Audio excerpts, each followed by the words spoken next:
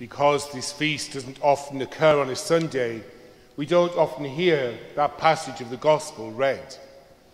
And it is so rich in theology, so rich in learning about Christ, so rich in teaching us about the church, that it's hard to know where to begin.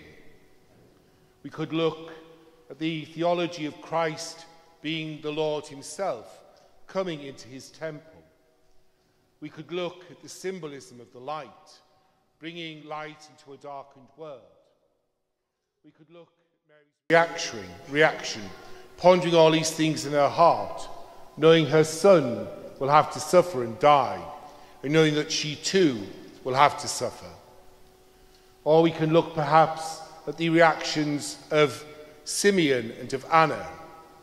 And it's them that have caught my eye this year, because I've been thinking very much about the elderly that I've encountered over my years as a priest. Often I get asked by them, what can I do now for the church, Father? I feel lost. I feel I can't give what I used to give. So what can I do? Just look at Simeon and Anna, both elderly, both ministering to the Lord day after day. Anna has been there probably for 77 years in the temple. And now, what can she do?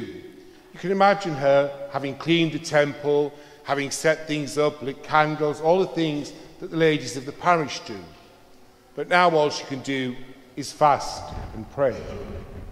And think of Simeon too. It has been revealed to him that he will not die until he sees the Christ. And now he's elderly. When was it revealed to him? We don't even know.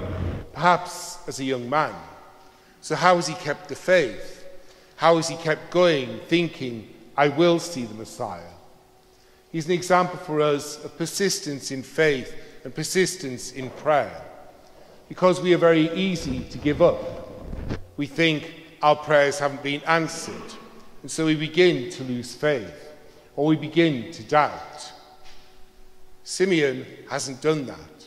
He has continued to trust in the Lord. And so the elderly still have a role to play in the church.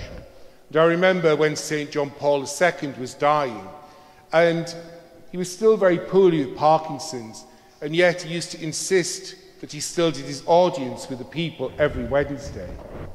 He used to say, people need to see that the elderly can still serve the Lord, whether it be with their suffering, with their prayer, with offering things up, as my mother always says.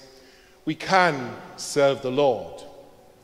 It doesn't matter whether we're physically able, it doesn't matter whether even we're mentally capable, still we can serve the Lord.